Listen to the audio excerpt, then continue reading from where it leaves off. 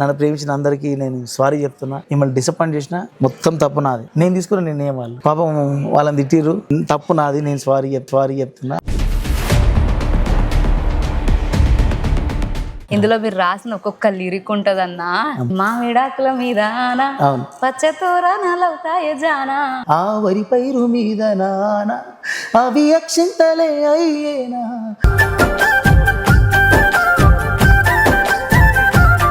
Magadheera getup లాగా ఒకటి చూపించారు వాళ్ళ కెమిస్ట్రీని. ఆ సాంగ్ మొత్తంలో నాకు అది మస్త్ హైలైట్ అనిపించింది. అంటే ఒక సినిమా స్టైల్ లా చూపించారు, కొత్తగా అనిపించింది. నా ఇంటిలో నా వాళ్ళకంటే నా మాటంటే గౌరవం, చిన్నబోని అని గౌరవం, నా జన్మకే అర్థమవుతా ఉంది నీ గుండెల్లో నా గావురం, నీ ప్రేమ పంజరంలో పావురం, చచ్చిపోయేంత ప్రేమ నువ్వంటే చెప్పలే నేను ఎందుకంటే, నచ్చుతున్నానే నాకు నేనంటే ఎందుకు నువ్వు పక్కనుంటే.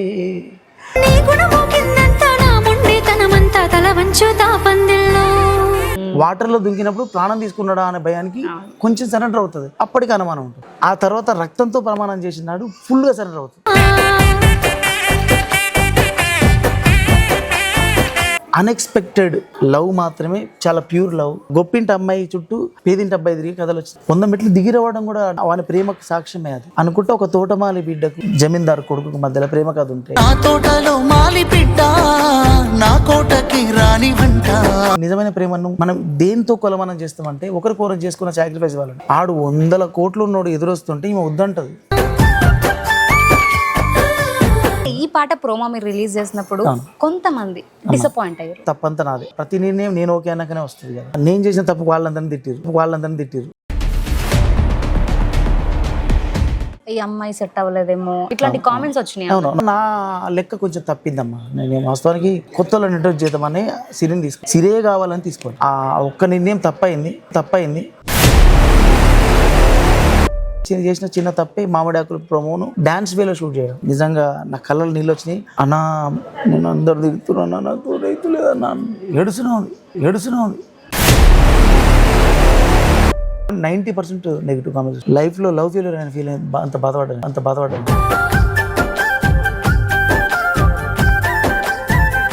ఆ పాట మస్తు తీసినామన్నా, ఫుల్ హ్యాపీ అన్న, మమ్మల్ని మేము చూసుకున్నాం అని అంటున్నాడు. ఇది నా అడిక్షన్. పచ్చిగా చెప్పాలంటే అది నా కోటరు, అది నా వాటరు. పంటల మీద పట్టు సీరలై వస్తాయి. ఈ సాంగ్ నేను స్పెషల్ గా ఈరోజు ఎందుకు అడుగుతున్నా అంటే దీనిపైన ఎంతో కొంత, అంటే మీరు అన్ని సాంగ్స్ తో కంపేర్ చేస్తే దీనికి కొంచెం నెగిటివిటీ వచ్చిందమ్మా. మర్యాద చేస్తులు కూడా మస్తు మర్యాద తీరుతారు. అన్నా మేము అనుకున్నట్టు రాలే అన్న పాట, సంపేష్టం అన్న పాట, సారీ అన్న నీకు చెప్పడంతో కాదు, ఎండు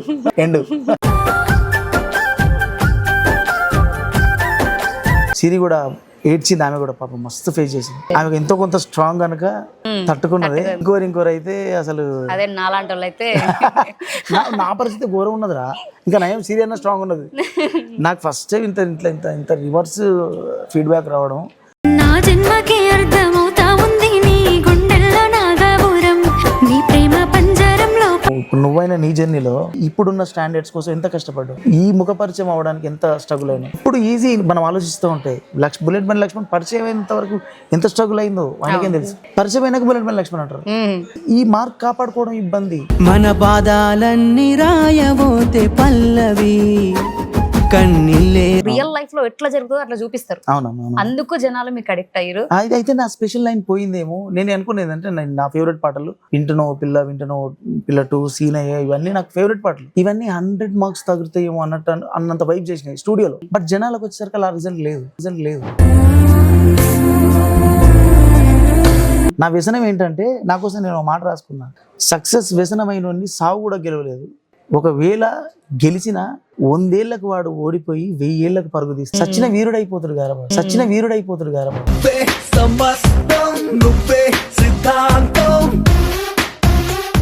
త్వరలో నువ్వు 1 మిలియన్ సబ్స్క్రైబర్ చూడాలని మనస్ఫూర్తిగా కోరుకుంటున్నా. ఆ దేవుడు మన తెలుగు జనాలు నీకు సపోర్ట్ చేయాలి, నీకు తోడవ్వాలని మనస్ఫూర్తిగా భగవంతుని కోరుకుంటున్నాను.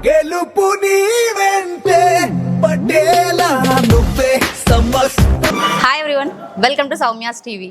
ఎన్నో నెలల నుంచి వెయిట్ చేస్తున్నా, కాదు దాదాపు 1 or 2 years అనుకుంటా అన్నతో ఇంటర్వ్యూ కోసం వెయిట్ చేయబట్టి. అసలు ఇంటర్వ్యూ అనుకోలేదు, బట్ అన్ఎక్స్పెక్టెడ్గా అయిపోతుంది అనమాట. బట్ ఒక స్పెషల్ ఎపిసోడ్ అన్నతో మళ్ళీ వస్తుంది, డెఫినెట్గా చూడండి. అన్న నమస్తే అన్న. నమస్తే అమ్మా. నిజంగా అన్న పాటలకి ఎంతో మంది ఫ్యాన్స్ ఉన్నారు. అన్న పాట వచ్చింది అంటే ఆ నెక్స్ట్ డే దాదాపు 1 million, ఇక 90% క్రాస్ అవుతుంది ఈజీగా. అంత హైప్ వచ్చింది అన్న ఇప్పుడు మీకు. థ్యాంక్ యూ రా. రామ్ లక్ష్మణ్ అంటే చాలా మంది గుర్తుపడతారు. ఈ మధ్య కాలంలో చూసుకుంటే రామ్ గారు ఎక్కువ కనిపించట్లేదు కదా, చాలా మందికి ఉన్న డౌట్. మీకు ఏమైనా గొడవలు అయినాయా లేకపోతే ఇట్లా అంటున్నారు కదా? గొడవలు ఏం కాలేమ్మా. కాకపోతే ఏంటంటే మొన్న లాస్ట్ ఇంటర్వ్యూలో కూడా మాట్లాడినట్టున్నా, అత్తగారింటికి అనే పాట నేను పాడడం వల్ల ఫార్మాట్ ఏంటంటే వాళ్ళ మనసులో ఉన్న మైండ్ సెట్ ఏంటంటే లక్ష్మణ్ రాయాలి, రామ్ పాడితే హిట్ అవ్వాలి. లక్ష్మణ్ పాడితే కూడా హిట్ అయింది కనుక రాముని పక్కన పెట్టిన అనే మెసేజ్ బయటకు వెళ్ళిపోయింది. ద సేమ్ టైం ఏమైందంటే మీకు కూడా తెలుసు, ఫోక్ ఆర్టిస్టులతో నువ్వు జర్నీ చేస్తున్నావు. ఇప్పుడున్న మార్కెట్లో లవ్ ఫెయిలియర్ పడిపోయింది, ఓపెన్గా మనం ఒప్పుకోవాలి. ప్యాటర్న్ మారింది కనుక నేను రైటర్గా నేను మార్కెట్లో ఉంటూ మళ్ళీ రాముని నేను మార్కెట్లోకి తేవాలి, మా ఇద్దరి జర్నీ ముందుకెళ్ళాలంటే నాకు మార్కెట్లో వెళ్తున్న ఆ వేని నేను పట్టుకోవాలి కనుక ఏదో ఒకటి చేసి, అంటే ఇప్పుడున్న మీటర్ని ఎట్లా అందుకోవాలి, మన మార్క్ మిస్ అవ్వకుండా ఉండాలని అప్పుడు పెద్దిరెడ్డి రాష్ట్రం. ఓకే, మన ఎమోషన్ ఉంటుంది, ఇప్పుడున్న ఎంటర్టైన్మెంట్ ఉంటుంది. సో అట్లా నేను ఇప్పుడున్న మార్కెట్ అంటే నేను సక్సెస్ అయినా రామ్ సక్సెస్ అయినట్టు మా ఇద్దరు ఫీలింగ్. వాడు సక్సెస్ అయినా నేను సక్సెస్ అయినట్టు. బట్ ఇద్దరం మార్కెట్లో లేకుండా పోతే ఇక మేము అంతరించిపోయినట్టు మా భావన. సో కనుక కొంచెం వాయిస్కి గ్యాప్ ఇచ్చినాం. ఇప్పుడు అన్న నేను కలిసి అప్కమింగ్ చాలా పెద్ద సాంగ్స్ చేసినాం. మీకు అంటే ఎందుకంటే ఇంకోటి కూడా ఏంటంటే అమ్మా, మేము పాట ద్వారా తెలుగు ప్రేక్షకుల హృదయాలకు వెళ్ళినాం. మళ్ళీ పాట ద్వారా ఒక బ్లాక్ బస్తో ముందుకు వచ్చినప్పుడు అన్నదమ్ములు కలిసే ఉన్నారన్న మెసేజ్ వెళ్తుంది. ఎందుకంటే మేము వాళ్ళకు పాట ద్వారా తెలుసు, అన్నోన్ పర్సన్స్ మేము పాట ద్వారానే స్పెషల్ పర్సన్స్ అయినాం. సో ఇప్పుడు పాట ద్వారా మొదలైన ప్రశ్న పాట ద్వారానే సమాధానం అయినప్పుడు దీనికి శాశ్వతమైన పరిష్కారం వస్తుంది. సో రాము నేను కలిసి ఇప్పుడు చేసినామమ్మా, కాకపోతే అవి రిలీజ్ అవ్వలేదు. ఓకే, రిలీజ్ అయితే మీకు అర్థమవుతుంది అది. అంటే వీళ్ళ మధ్యలో ఏ క్లాస్ లేదు, చిన్న గ్యాప్ కావాలని మేమే ఇచ్చుకున్నాం. అంటే రాము మీకు తెలుసు 3 years నాన్ స్టాప్ పాడండి. అవును, నేను రాము గారు కలిసి కూడా పాట పాడాను. కొంతవరకు ఏమైపోయిందంటే ఎబ్బెట్ అనే ఫీల్ వస్తుంది, కొంత గ్యాప్ తీసుకోవాలి. అప్పుడు మనం స్టార్ హీరోలు కూడా సినిమాలు ఎక్కువైనప్పుడు కావాలని గ్యాప్ తీసుకుంటారు. ఎందుకంటే జనాలకు ఓవర్ దగ్గర అయిపోయినప్పుడు ఎప్పుడు ఈ వాయిస్ ఏంది, ఎప్పుడు ఈ ఫేస్ ఏంది అనే ఫీలింగ్ వస్తుంది. అప్పుడు కొంచెం గ్యాప్ తీసుకోవాలి. ఇది రామ్ తీసుకోవాలి, కొంత నేనే కావాలని గ్యాప్ ఇచ్చింది. ఓకే, ఇప్పుడు మళ్ళీ కంబ్యాక్ తోటి రామ్ కావాలి అంటారు. ఇప్పుడు అవును రామ్ పాడాలి అంటారు. ఎప్పుడు పాడుంటే ఈ క్వశ్చన్ రాకపోవు కదా. ఇప్పుడు వస్తే రామ్కి మళ్ళీ మార్కెట్ బిల్డ్ అవుతుంది. అది లక్ష్మణ్ అన్న అసలు ఇది మీకు ఇవ్వంగానే. ఓకే అన్న, ఈ ఇంటర్వ్యూ టోటల్ గా మీరు రీసెంట్ గా రిలీజ్ చేసిన మామిడాకుల సాంగ్ అన్నవి ఇంకా చాలా పాటలు ఉన్నాయి, బట్ అవన్నీ నెక్స్ట్ ఇంటర్వ్యూలో ప్లాన్ చేద్దాం. ప్రజెంట్ మాత్రం మామిడాకుల మీద పడదాం. అన్న మామిడాకులు నాకు చాలా బాగా నచ్చింది పాట. నాకు ఒక రేంజ్ లో సీనయ్య సాంగ్ వచ్చినప్పుడు చాలా బాగా అనిపించింది. చాలా డేస్ తర్వాత ఒక మెలోడీ పాట వచ్చింది అని ఫీల్ వచ్చింది. మళ్ళీ ఈ పాట విన్నాక అదే విధంగా అనిపించింది.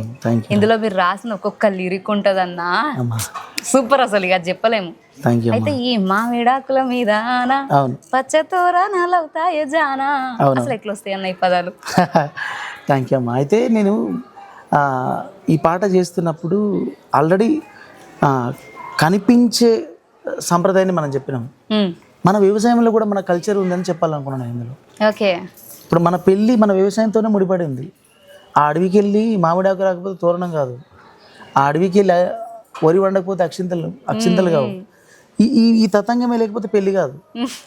సో దీన్ని మనం పాట అందానికి పెట్టుకుంటూ మళ్ళీ మన రెగ్యులర్ మనం వచ్చే అంటే ఆ ప్యూర్ లవ్ని, అంటే మనం చెప్పేవి ఏంటంటే నా ఉద్దేశంలో ఏంటంటే నా వంతుగా ఎంతో కొంత నేర్చుకుంటారు అనే ప్రయత్నం చేస్తున్నారు.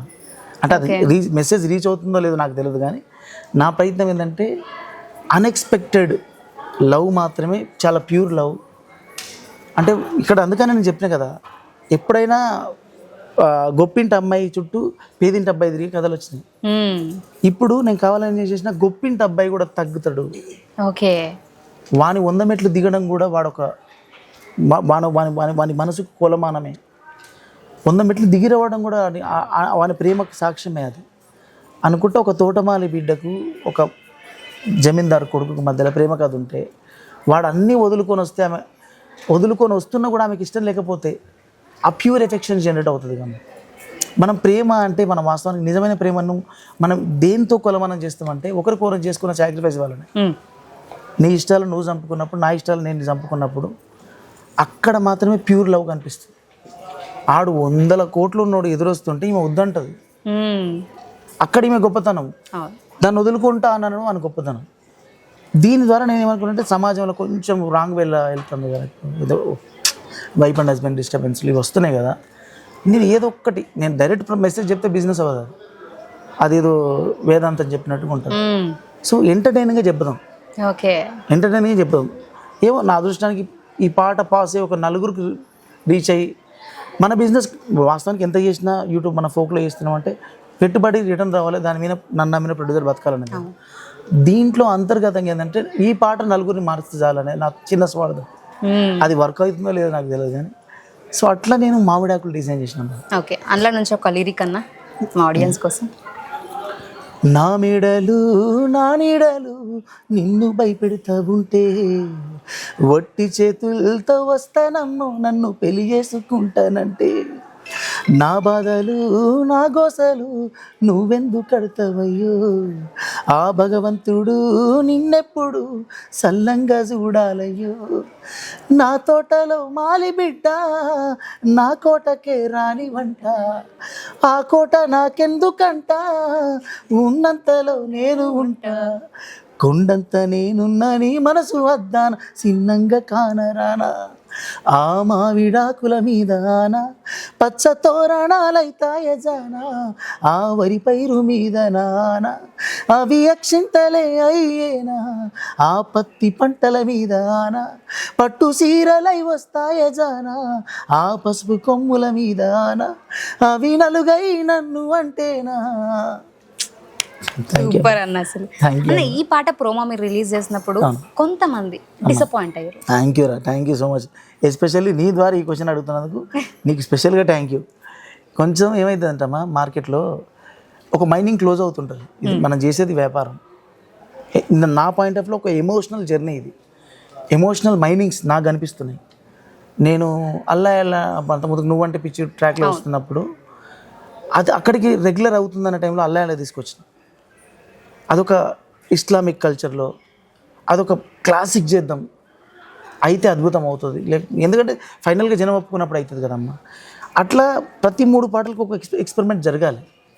అది వర్క్ అయిందనుకో అది బ్లాక్ బస్టర్గా చరిత్ర మిగిలిపోతుంది, లేదనుకో ఇక ఇట్లా ఫస్ట్ టైం అయింది. ఇట్లా మొన్న అత్తగారింటికి కూడా అట్లే చేసిన ప్రోమోలో డిసప్పాయింట్ అయినా. ఇప్పుడు చనిపోయిన క్యారెక్టర్ మీద పాట రాయడం అనేది పెద్ద ఎక్స్పెరిమెంట్. ఆ ఎక్స్పెరిమెంట్ జరగకపోతే కొత్త పాట పుట్టదు కమ్మా. నేను ఇట్లా ఇందులో ఏం చేసిన అంటే ఇప్పుడు కొంచెం కమర్షియల్ లైన్ వచ్చిందిరా, మన పిక్చరేషన్ మనం చూపించే క్యారెక్టర్స్కు జనాలు కొంచెం దూరం అయ్యేమో. 50 మిలియన్ రీచ్ అయ్యే వరకు నాకు కొంచెం ఐడియా ఉందిరా, యూట్యూబ్ నుంచి ఎట్లా 50 మిలియన్ క్రాస్ చేయాలో నాకు ఐడియా ఉంది. నేనేమనుకున్నా మన ఎమోషనల్ సాంగ్స్ 100 తాకాలంటే ఇప్పుడున్న ఎంటర్టైన్మెంట్ను మ్యాచ్ చేయాలి. అంటే ఇప్పుడున్న పాటలను డ్యాన్స్తో చెప్తున్నారు కదా. మన ఎమోషనల్ కరెంట్ కంటెంట్ మన యాక్చువల్లీ సాంగ్ రిలీజ్ అవ్వగానే 2వ రోజు ఛానల్ మానిటైజేషన్ అయిపోయింది ఈ మామిడాకులు. నేను నా కెరీర్లో అల్లా వెళ్ళిన తర్వాత పెద్ద ప్రోమో ఇది. ఇంకా నాకు అనిపించింది డ్యామ్ షూర్ సక్సెస్ కదా, దీని మీద చేయాలి ఎక్స్పెరిమెంట్. చనిపోయే దాని మీద ఎక్స్పెరిమెంట్ చేస్తే చనిపోతుంది, ఇది డ్యామ్ షూర్ సక్సెస్ కదా, దీని మీద ఎక్స్పెరిమెంట్ చేద్దామని చెప్పి నేను టోటల్ ఇక్కడ లక్ష్మణ్ పనిచేసినట్టు కనపడవద్దు, ఇక్కడ లక్ష్మణ్ మార్కే కనపడవద్దు. లిటరల్లీ నేను అనుకున్నా కొరియోగ్రఫీని పెట్టిరా అనుకున్నా.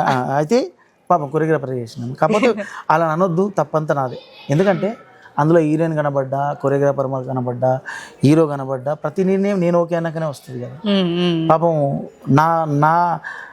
నేను చేసిన తప్పు వాళ్ళందరినీ తిట్టిరు. వాళ్ళు పాపం నా మీద ఉన్న రెస్పెక్ట్తో అన్న నువ్వు ఇట్లా చేస్తావు అనుకోలే అన్నారు, కానీ వాళ్ళ తిట్టిన తిట్లని నావి వాస్తవాన్ని. ఎందుకంటే నేను ఓకే అంటే కానీ వాళ్ళు చేయలే కదా, అది కొంచెం రాంగ్ ట్రాక్ అయింది. ఇంకా నాకు అర్థమైంది ఏంటంటే నాకు ఆల్రెడీ నా జానర్ పోయిందేమో అనుకున్నా, బట్ ఆ తప్పు చేస్తే అర్థమైంది నా జానర్ ఉంది అని.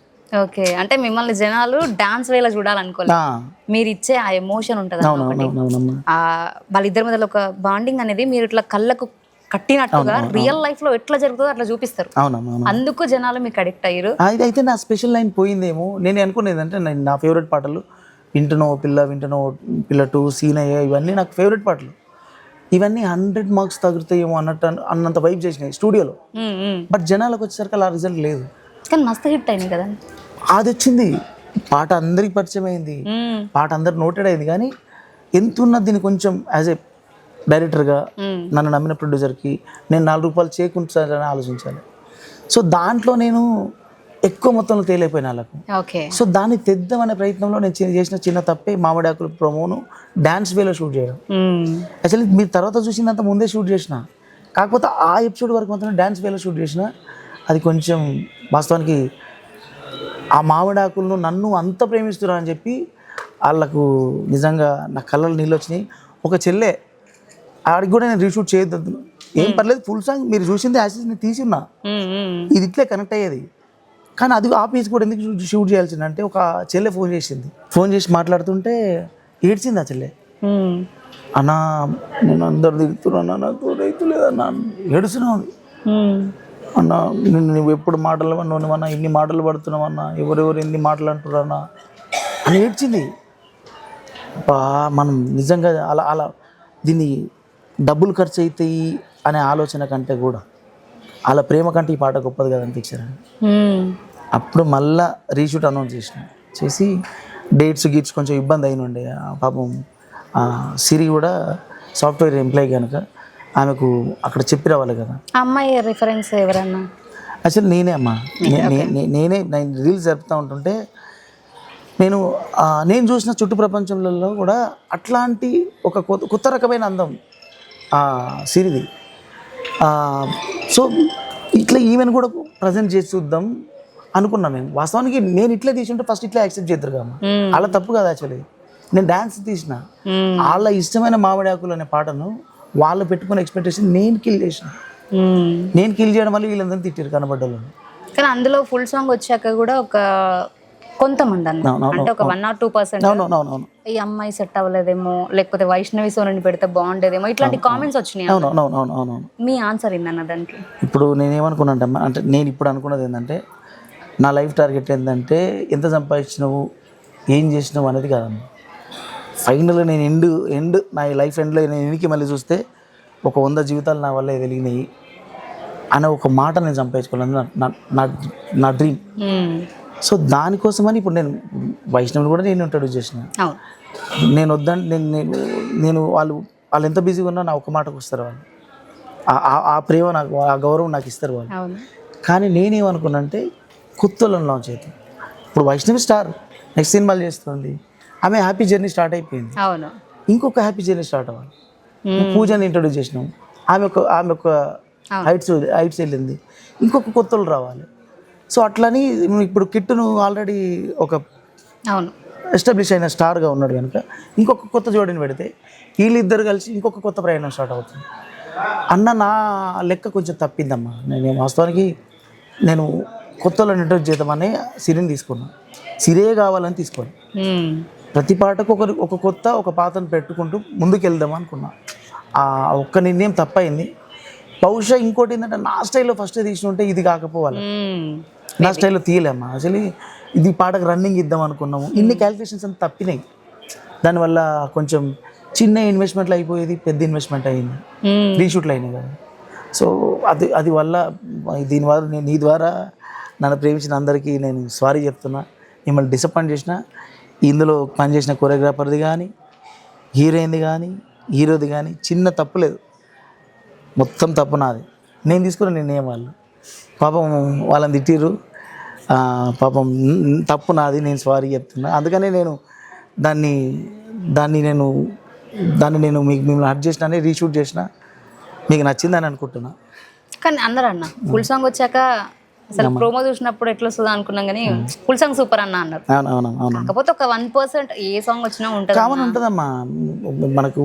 కానీ దీనికైతే 90% నెగిటివ్ కామెంట్స్ వస్తుంది. నాకైతే నిజం చెప్పాలంటే మామిడాకులు రిలీజ్ అయింది, లైఫ్లో లవ్ ఫెయిల్యూర్ అని ఫీల్ అయింది, అంత బాధపడ్డాను.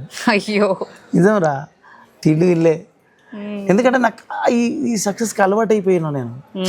నా వ్యసనం ఏంటంటే, నా కోసం నేను ఒక మాట రాసుకున్నా, సక్సెస్ వ్యసనమైన సాగు కూడా గెలవలేదు. ఒకవేళ గెలిచిన 100 ఏళ్ళకు వాడు ఓడిపోయి 1000 ఏళ్ళకు పరుగు తీస్తాడు. సచిన వీరుడు అయిపోతాడు కదా వాడు, ఇన్ని గొప్ప విజయాలు సాధించిందని. అట్లా నా వ్యసనం, నాకున్న అడిక్షన్ ఏంటంటే ఉందంటే, నా సాంగ్ రిలీజ్ అయినప్పుడు నన్ను నలుగురు ప్రేమించేటోళ్ళు, అన్న బాగా చేసినావన్నా, నీ మీద మాకు నమ్మకం ఉంటుందన్న, ఆ పాట మస్తు తీసినామన్నా, ఫుల్ హ్యాపీ అన్న, మమ్మల్ని మేము చూసుకున్నామని అంటున్నాడు. ఇది నా అడిక్షన్. ఏమంటారు పచ్చిగా చెప్పాలంటే, అది నా కోటరు, అది నా వాటరు, అది నా అడిక్షన్. అది నేను 2 నెలలకు కొన్నాడు, 3 నెలలకు కొన్నాడు చూడకపోతే ఎక్కడో చచ్చిపోయినామేమో మనం అన్న ఫీలింగ్ వస్తుంది. సో నాకు ఏంటంటే, నేను ఫ్రెండ్ అవ్వకుండా పర్లేదు, కనబడకుండా పర్లేదు, కానీ నా పాట ఇట్లా ఇన్స్టాగ్రామ్లోనో ఎక్కడో ఒకసారి వినబడాలి. కానీ ఒక పేరు ఉందన్న, ఎక్కడ అన్న కాంప్రమైజ్ అయితే అవ్వడు, జనాల పల్స్ పట్టుకుంటాడు, ఏమన్నా సంపేస్తావా అని చెప్పి కొంతమంది మిమ్మల్ని కలిసిన వాళ్ళే మాట్లాడారు. అంటే మన జనాలు అంతా ఆదరించారు. లేదమ్మా, నేను అంటున్నా కదా, నా వ్యసనం వాళ్ళు, వాళ్ళ ప్రేమ నాకు వ్యసనం. ఆ వ్యసనం నాకు జీవితాంతం కావాలి. అది లేనినాడు నేను ఈ లోకంలో లేనట్టు ఫీల్ అవుతాను. అందులో మీరు మగధీర గెటప్ లాగా ఒకటి చూపించారు వాళ్ళ కెమిస్ట్రీని. ఆ సాంగ్ మొత్తంలో నాకు అది మస్త్ హైలైట్ అనిపించింది. అంటే ఒక సినిమా స్టైల్ లా చూపించారు, కొత్తగా అనిపించింది, కొత్తదనం వచ్చింది. ఒకసారి ఆ లిరిక్ కూడా వాడితే దాని గురించి మాట్లాడదామని. యాక్చువల్లీ అంటే ఆ లైన్ రాసినప్పుడు నాకేముండంటారా, అంటే ఇందులో మీరు ఆ చిరణాల డిస్కషన్ మీకు చెప్పాలి. అంత పెద్దోడు నా ఎంబడి పడుతున్నాడు కదా, ఆమెకు భయాలు ఉంటాయి. నిజంగా ఇంది ప్రేమనేనా, నన్ను తప్పుడు ఉద్దేశంతో మభ్య పెడుతున్నాడా అనే భయాలు ఉంటాయి కదా. అట్లా ఒక గరీబ్ అమ్మాయి భయాలన్నీ ఫుల్ఫిల్ చేసుకుంటుంటుంది, అడుక్కుంటా. అట్లా పశ్చనంలో క్లారిటీ ఇస్తాడు, రక్తంతో ప్రమాణం చేసి ఇస్తాడు. నా ఎన్నుకున్నది వాస్తవం కాదు, నేను వాస్తవం, రక్తంతో ప్రమాణం చేస్తాను. అప్పుడు ఆమె 2 సార్లు ఇన్సిడెంట్లు అవుతాయి. వాటర్లో దుంకినప్పుడు ప్రాణం తీసుకున్నాడా అనే భయానికి కొంచెం సరెండర్ అవుతుంది, అప్పటికి అనుమానం ఉంటుంది. ఆ తర్వాత రక్తంతో ప్రమాణం చేసినాడు ఫుల్గా సరెండర్ అవుతుంది. ఇప్పుడు నీ జీవితంని నేను పంచుకోబోతున్నా, ఇంట్లోకి నువ్వు వచ్చేసినావు, ఇంట్లోకి పోయినాక ప్రాబ్లమ్స్ ఉంటాయి కదా, అత్తమామల ప్రాబ్లమ్స్ ఉంటాయి. అట్లా అప్పుడు ఆడపిల్ల ఆత్మగౌరవమే చాలా ముఖ్యమైనది. ఆమెను సెల్ఫ్ రెస్పెక్ట్ నేను పోడగొట్టను అంటే, నీ ఇజ్జత్ నేను కాపాడుతానే భర్త దొరికినప్పుడు ఆమె మహారాణిలా ఫీల్ అవుతుంది. సో అట్లా ఆ లైన్స్ రాసిన, నా ఇంటిలో నా వాళ్ళకంటే నా మాటంటే గౌరవం, చిన్నబోని అని గౌరవం, నా జన్మకే అర్థమవుతా ఉంది నీ గుండెల్లో నా గావురం, నీ ప్రేమ పంజరంలో పావురం, చచ్చిపోయేంత ప్రేమ నువ్వంటే చెప్పలేనే నువ్వెందుకంటే, నచ్చుతున్నానే నాకు నేనంటే ఎందుకో నువ్వు పక్కనుంటే, నా మొండితనం ఎంత ఆచరణ ఉండే ఏంటంటుంది కదా. అప్పుడు ఆమె కోపం అహంకారం అంతా పోయి, నీ కాళ్ళ కాడబడి ఉంటారా, నేను నీ కాళ్ళ కాడ దాన్ని నన్ను కిరీటం చేసుకున్నామని అప్పుడు సరెండర్ అవుతుంది. అంటే ఈమెకు వెనుక కనబడని ఆస్తులు లేకపోవచ్చు, కానీ మెంటల్ ఈమె క్వీన్ సెల్ఫ్ రెస్పెక్ట్లో. ఆ సెల్ఫ్ రెస్పెక్ట్కు వాడు సరెండర్ అయినాడు, ఆమె తల వంచుతుంది. సో అట్లా ప్రతి స్త్రీకి కూడా ఆత్మగౌరవాన్ని కోరుకుంటుంది అనే భావంతో ప్రతి భార్యకు కూడా భర్త గలాంటి సపోర్ట్ ఇవ్వాలి అని ఇంటెన్షన్తో చరణం రాసినారు. నిజంగా మీరు ఏది రాసినా కూడా ఆ పల్స్ జనాలకి ఇక్కడ టచ్ అవుతాయి అనమాట. నిజంగా చాలా బాగుంది ఈ పాట. అయితే అన్న, ఇప్పుడు ఇంకా చాలా క్వశ్చన్స్ ఉన్నాయి, మీరు చాలా పాటలు చేసిరు. ఈ సాంగ్ నేను స్పెషల్ గా ఈరోజు ఎందుకు అడుగుతున్నా అంటే, దీనిపైన ఎంతో కొంత అంటే మీరు అన్ని సాంగ్స్ తో కంపేర్ చేస్తే దీనికి కొంచెం నెగిటివిటీ వచ్చింది కాబట్టి నేను ఎంత హ్యాపీ ఫీల్ అవుతున్నా అంటే, నువ్వు ఈ క్వశ్చన్ అడిగినందుకు. దాన్ని అడుగుతూ బుజ్జి, నేను దాని కంక్లూజన్ దానికి నేను అవసరం సడన్గా ఇంటర్వ్యూ కూర్చున్నా కదా, ఆ క్వశ్చన్ ప్రిపేర్ అయిందో లేదో అన్న ఫీలింగ్ ఉండే. థ్యాంక్ యూ రా నిజంగా, ఎందుకంటే నేను వాళ్ళకి సమాధానం ఇచ్చిపోవాలి. మీకు తెలుసా అన్న, నేను ఏ పాట వచ్చినా కూడా మీది ఫస్ట్ నేను రీల్ చేస్తా, నాకు నచ్చింది అంటే సెకండ్ డేనే నా రీల్ ఉంటుంది ఆ సాంగ్. అండ్ ఇంకోటి, మీ సాంగ్ వచ్చింది అంటే ఫస్ట్ లేవగానే ఆ పాట నేనే వింటా. నేను మినిమం 2 సార్లు అని వింటా ఒక పాటని. ఇక సీనయ్య సాంగ్ అయితే నేను ఎన్నిసార్లు విన్నా చెప్పలేను కానీ, యాజ్ ఏ కొంచెం ఫీల్డ్ దగ్గర యాంకర్ అయ్యిండు కూడా, నీకే అంత ఆ పాట మీద ప్రేమ ఉన్నప్పుడు నాకు ఎంత బాధ్యత ఉండాలి. నిజంగా కొంచెం బాధ్యత తప్పిన పని చేసినా కనుక వాళ్ళకి సారీ చెప్తున్నా. అట్లేం లేదన్నా, బట్ ఇది కూడా డిసప్పాయింట్ కాకుండా ఫుల్ సాంగ్ లో అయితే ఇచ్చారు 100%. అవునమ్మా. సో జనాలకు క్లారిటీ వచ్చింది అనుకుంటున్నా. అన్నతో నెక్స్ట్ స్పెషల్ ఇంటర్వ్యూ రాబోతుంది, రాఖీ ఎపిసోడ్ అనమాట. అన్న రాఖీకి తప్పకుండా. ఈ 1 వీక్లోనే పక్కా రిలీజ్ అవుతుంది ఆ ఇంటర్వ్యూ. అందులో మీకున్న ప్రతి డౌట్ అడుగుతా. లక్ష్మణ్ అన్నని ఈ క్వశ్చన్ అడగండి అని మీకు ఏవైతే అనిపిస్తాయో అవన్నీ ఇక్కడ కామెంట్స్ చేసేయండి అన్న. ఇందులో హీరో హీరోయిన్ కూడా అమ్మా వాళ్ళ కిట్టు యాక్టింగ్ అయితే మేము అత్తగారి ఇంట్లోనే చూసినాం, సూపర్ ఉంటుంది. బట్ కొత్తగా చేస్తున్నప్పుడు ఒకరి దగ్గర ఎక్స్ప్రెషన్స్ రాకపోవచ్చు, లేకపోతే ఇట్లాంటి ప్రాబ్లమ్స్ రావచ్చు. మరి మీరు ఈ సాంగ్ విషయంలో ఎలాంటి ఫేస్ చేసిరు? కొత్త మైండ్ తీసుకోరు కాబట్టి. అవును, పాపం సిరికి ఆమె లోపల ఒక మొండితనం ఉంటుంది. నేను చేస్తాను, రాకుండా ప్రయత్నిస్తాను. బాగా రిస్క్ అయిందిరా, కాకపోతే మనం డిసిషన్ తీసుకున్నందుకు పాపం సిరికి కూడా పాపం ఇది అంటే దీనికి పలక బల్బం ఇచ్చి 10వ తరగతి పట్టా ఇచ్చినట్టు అయింది. అంటే ఆమెకు అసలు పాపం మళ్ళా ఆమె కొంచెం ఎక్స్ట్రోవర్ట్ సిరి. ఆ ఎక్స్ట్రోవర్ట్ అవడం వల్ల నాకు కొంచెం ప్లస్ అయింది ఏంటంటే, ప్లస్ మైనస్ అయింది. ప్లస్ అయింది ఏంటంటే చెప్పిన దాన్ని ఈజీగా అర్థం చేసుకోగలదు. మైనస్ అయిందంటే ఆమె ఒరిజినల్ ఎక్స్ట్రోవర్ట్ కదా, దీంట్లో ఇంట్రోవర్ట్లా కనబడాలి. సో దాంట్లో కొంచెం రీటేక్లు ఎక్కువైనాయి, అక్కడక్కడ కనిపించింది. అవును, ఆమె ఇప్పుడు ఒరిజినల్ ఏంటి అనేది ఉంటుందిరా. ఎందుకంటే పాపం సిరి కూడా ప్రొఫెషనల్ ఆర్టిస్ట్ కాదు, ఫస్ట్ టైం కెమెరా ముందు చేస్తుంది. మళ్ళీ పైగా ఆమెకు తెలుసు కొంచెం గౌరవించదగ్గ వాళ్ళే ముందు ఎదురుగా ఉన్నారు అని. బయటికి ఎక్స్ట్రోవర్ట్ ఉన్నా లోపల ఎక్కడో భయపడుతుందంట, దానికి రీటేక్లు అయినాయి. బట్ ఫైనల్గా మస్తు సపోర్ట్ చేసిందిరా. అంటే ఈ నెగిటివ్ కామెంట్స్ ఇదంతా వచ్చినాక వాస్తవం నిజం చెప్పాలంటే సిరి విషయంలో నేను ఏ హీరోయిన్ సెలెక్ట్ చేసినా పల్లవికి చూపిస్తారా, నీ వద్దకు పల్లవి ఓకే అంటది. పల్లవి ఓకే అన్నాకనే నేను వీళ్ళు ఓకేనా, వీళ్ళతో వెళ్ళిపోవాలా అంటే వీళ్ళతో వెళ్ళిపోవచ్చు అంటది. ఆ సిరి విషయంలో కొంత ఇప్పుడు ఇంతకుముందు చూపించిన ఫోటోలలో కూడా కొంచెం 50% చెప్పింది. సిరి విషయంలో 100% చెప్పింది ఆమె. ఇక్కడ ఇద్దరు జడ్జిమెంట్లు డ్రాప్ అయిపోయినాయి. ఎందుకు ప్రాబ్లం అయిందంటే ఇక్కడ ఆ పాటలో ఉన్న కంటెంట్ మనం షూట్ చేయాలి. ఆ పాటలో ఉన్న కంటెంట్ మనం షూట్ చేసేదాకా పాపం సిరి కూడా ఏడ్చింది. ఆమె కూడా పాపం మస్తు ఫేస్ చేసింది. ఆమెకు ఎంతో కొంత స్ట్రాంగ్ కనుక తట్టుకున్నది. ఇంకోరు అయితే అసలు నా పరిస్థితి ఘోరం ఉన్నదిరా. ఇంకా నయం సిరి అన్న స్ట్రాంగ్ ఉన్నది. నాకు ఫస్ట్ టైం ఇంత రివర్స్ ఫీడ్బ్యాక్ రావడం. మర్యాద చేస్తులు కూడా మస్తు మర్యాద తిడుతురు. అన్నా మేము అనుకున్నట్టు రాలే అన్న పాట, సంపేష్టం అన్న పాట, సారీ అన్న నీకు చెప్పడం తోటం కాదు ఎండు. నిజంగా ప్రోమో చూసినప్పుడు నాకు అనిపించింది లేదురా. ఇప్పుడు నేను చూసిన, ఇప్పుడు నువ్వు ఓపెన్ అయ్యాడు గింత నమ్మకం పెట్టుకోరు. అందుకే నేను ఇక కిట్గాడు అంటే వాని గురించి మాట్లాడితే ఇక మన టీం అంటే వాని గురించి అంత తెలుసు. కానీ దీంట్లో సవాల్ ఏమైందంటే దీన్ని కొంచెం రాజకుమార్లా డిజైన్ చేయడం వల్ల ఇంతకుముందు యాక్చువల్లీ వేరే హీరో ఉండే సడన్గా నా హీరో లుక్స్ మారిపోయినాయి. రాజకుమార్లా కనపడతాడు అనుకుంటే మనోడు కొంచెం కనిపించలే ఎదురుగా పోయేసరికల్లా. వెంటనే కిట్టును సరదాగా తీసుకుపోయినా వెనక షూటింగ్కి, రారా ఏమైనా హెల్ప్ చేస్తుంది వెనక్కి దూరం సీడే కనబడ్డాడు. ఈయనకి లుక్ చేయరాను, లుక్ చేసి ఒక 1-2 hours కూర్చోగానే నాకు ఫుల్ హ్యాపీ ఫీల్ అన్నా. ప్రోమో కూడా అమ్మ ఎడిట్ అయినప్పుడు ఎడిటింగ్ రూమ్లో అందరం హై అయినాం రా. టైం బ్యాడ్ అంటారు కదా, అస్సలు ఎంత హై అయినామంటే రేపు 1 day అదిరిపోబోతుంది అనుకున్నాను. వామ్మో ఆ ఎక్స్పెక్టేషన్ పెట్టుకున్నది ఇంకెక్కువ బాధ అయింది. కిట్ కూడా మంచిగా చేసిండ్రా, మంచి సపోర్ట్ చేసిండు దీనికి ఎస్పెషల్గా అశోక్ అన్న అని ఫైనాన్షియల్గా one of the producer Deshmukh అని. పాపం రీషూట్లో అయినా కూడా అన్న నన్ను 5 సంవత్సరాల నుంచి అడుగుతుంది పాట. అన్నకి ఈ మామిడి ఆకులు సెట్ అయ్యింది. సో అట్లా డ్రోన్ సిరీస్ దీని ప్రొడ్యూసర్ అంజీ వీళ్ళు చూసుకున్నారు, మంచి సపోర్ట్ చేసిరమ్మ. వాళ్ళకి ఎస్పెషల్గా నా ఆలోచన సడన్ వచ్చింది, దాన్ని భరించరు. అంటే ఏమైందంటారా, ఎందుకు సడన్ చేయాల్సి వచ్చిందంటే ఆ ఫస్ట్ రిజల్ట్ కూడా అట్లా రాకపోవు. నేను ఒక పెద్ద స్టార్ లీడర్ పొలిటికల్ సాంగ్ రాస్తున్నా, అది మధ్యలో ఉంది, ఈ షూట్ చేయాల్సి వచ్చింది. ఇంకా డీల్ అయిందంటే ప్రాబ్లం ఇంట్రెస్ట్ పడుతుంది. సో ఇది పక్కన ఒక మెంటల్ టెన్షన్ ఉంది. ఈ మధ్యలో పోయి మళ్ళీ డైరెక్టర్ అవుతారని ఎత్తాల్సి వచ్చింది. ఎత్తడం వల్ల ఏమనుకున్నాను, చిన్న ట్రాక్ తప్పి దానివల్ల ఇది అయింది. నీ ద్వారా ఈ మామిడి ఆకులకున్న సమస్యలన్నీ బయటికి వెళ్ళిపోతున్నందుకు, ప్రశ్నలన్నీ వాటి సమాధానాలు దొరుకుతున్నందుకు చాలా ఆనందంగా ఉంది. అంటే ఇది అనుకోకుండా సెట్ అయిన ఇంటర్వ్యూ.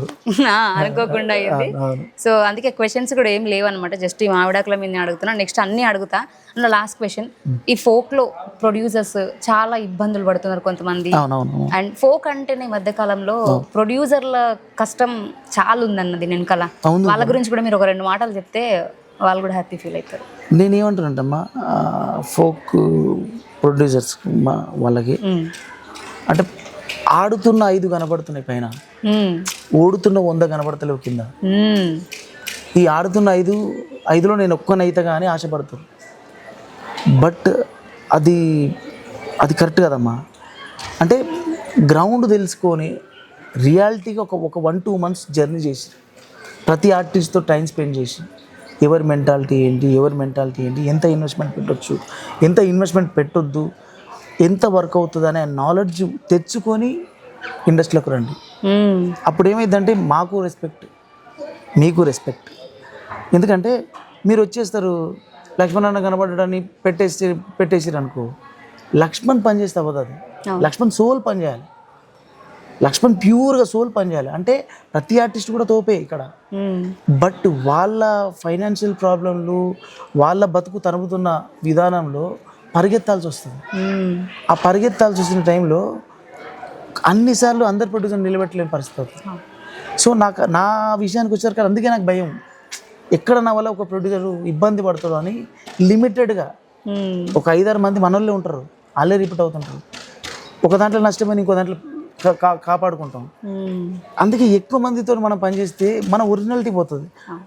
మనం నమ్ముకున్న ఆడియన్ని ఇబ్బంది పెడతాం, పాపం నన్ను నమ్ముకున్న ఇన్వెస్టర్ని ఇబ్బంది పెడతాం. ఇట్లా కాకుండా నేను ఏమంటే ప్రతి ప్రొడ్యూసర్కి కూడా ఒక అవగాహన తెచ్చుకోండి. ప్రతి అవగాహన తెచ్చుకొని ఫోక్లో ఎంత ఇన్వెస్ట్మెంట్ పెట్టొచ్చు అనే క్లారిటీ వచ్చినప్పుడే రండి. ఓకే, నేను 50 లక్షలు పెట్టేస్తా అయిపోతుంది, ₹1,00,00,000 వచ్చేస్తా అంటే అవ్వదమ్మా. ఇప్పుడు నువ్వైనా నీ జర్నీలో ఇప్పుడున్న స్టాండర్డ్స్ కోసం ఎంత కష్టపడ్డావు, ఈ ముఖపరిచయం అవ్వడానికి ఎంత స్ట్రగుల్ అయినాయి. ఇప్పుడు ఈజీ మనం ఆలోచిస్తూ ఉంటే బుల్లెట్ బండి లక్ష్మణ్ పరిచయం అయినంత వరకు ఎంత స్ట్రగుల్ అయిందో మనకేం తెలుసు. పరిచయం అయినాక బుల్లెట్ బండి లక్ష్మణ్ అంటారు. సో ఇప్పుడు ఈ మార్క్ కాపాడుకోవడం ఇబ్బంది. ప్రతి ఆర్టిస్ట్ కూడా పాపం, నేనేమంటున్నా మన ఫోక్లో కూడా ప్రతి ఆర్టిస్ట్ కూడా వాళ్ళ స్టాండర్డ్స్ నిలబెట్టుకోవాలనుకుంటారు. కాకపోతే వాళ్ళ లైఫ్ స్ట్రగుళ్ళు, ప్రొడ్యూసర్ ఫోర్సులు, వీటి వల్ల ఇచ్చేయాలన్న దాంట్లో పోతుందిరా. ఓకే, ఆ ప్యూరిటీ డ్రాప్ అయిపోతుంది. ఇప్పుడు నేనేమన్నా ఇందాక ఈ మామిడాకులే ఉదాహరణ, చేసేద్దాము అనుకొని చేసేస్తే రిజల్ట్ ఎట్లున్నది. బతకాల్సిన పడ చచ్చిపోయింది. తర్వాత నేను పోయి ప్యూర్గా మనసు పెట్టి చేస్తే రిజల్ట్ కనిపించింది కదా. ఆ రిజల్ట్ ఇచ్చేంత టైం ఆర్టిస్టులకు ఉండాలి. ఎట్ ద సేమ్ టైం ప్రొడ్యూసర్లు కూడా అవగాహనతో రావాలి. వచ్చినాడు వాళ్ళ రూపాయలు అసలు వీళ్ళ టైం వేస్ట్ అవ్వదు. ఏదో పెట్టేద్దాం వచ్చేద్దాం అనే కొంత ఉంది అమ్మా. నేను ఏమంటే ప్రొడ్యూసర్ సైడ్ కూడా మిస్టేక్ ఉంది. నేను ఇంత ఇచ్చేస్తాను, నువ్వు ఇంత ఇచ్చేసి ఆడితేనది పోతే దేవుంది అంటారు. అంటే సిన్సియారిటీ నీ సైడ్ లేదు, వీళ్ళ సైడ్ లేదు. ఓకే, సిన్సియర్గా దిగండి, ఒక టీం బిల్డ్ చేసుకొని దిగండి. ఇక్కడ నేనేం నమ్ముతా అంటే ఒక టీం బిల్డ్ చేసుకుంటాను, ఆ టీంతోనే వర్క్ చేయండి. సక్సెస్ అయినా ఫ్లాప్ అయినా ఒకరోజు కాకుండా ఒకరోజు నిలబడతారు. ఖర్చు తక్కువ అవుతుంది, నా అనే ఫీలింగ్లో రెమ్యునేషన్స్ తక్కువ అవుతుంది. అప్పుడు ఏమైందంటే రిజల్ట్ చూస్తాం. అప్పుడు మనం నీ పాట అనేది ఏంటంటే చెట్టు లాంటిది. విత్తనం పెట్టినప్పుడే నీకు అర్థమవుతుంది మనం బంతి చెట్టు పెడుతున్నామా, మల్లె చెట్టు పెడుతున్నామా, తుమ్మ చెట్టు పెడుతున్నామా అని.